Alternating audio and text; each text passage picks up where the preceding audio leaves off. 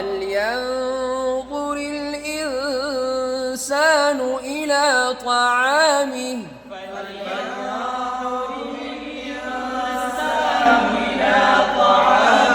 أنا صببنا الماء صبا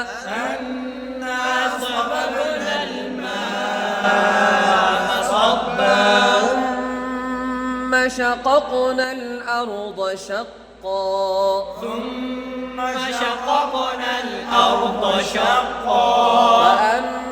فأنبتنا فيها حبا وعنبا وقضبا وزيتونا ونخلا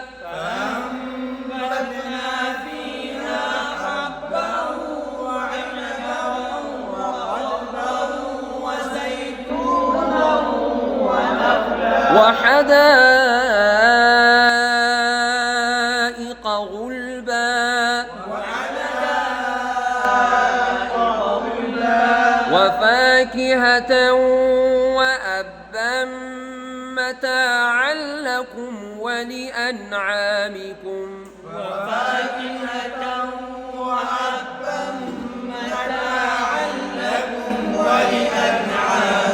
فإذا جاءت الصاخة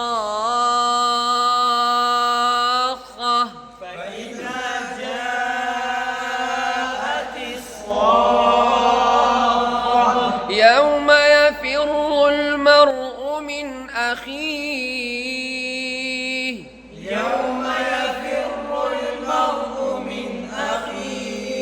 وأمه وأبيه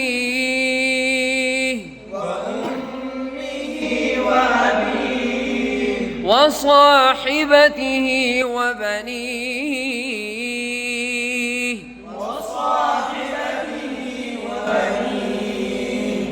لكل امرئ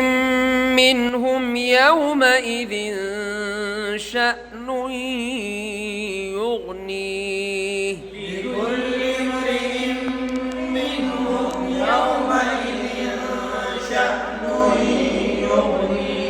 وجوه يومئذ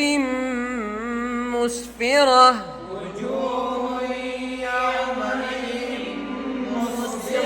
ضاحكة مستبشرة ووجوه يومئذ عليها غبرة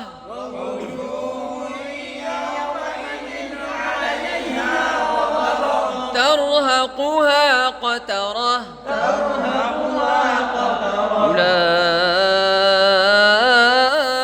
أولئك هم الكفرة الفجرة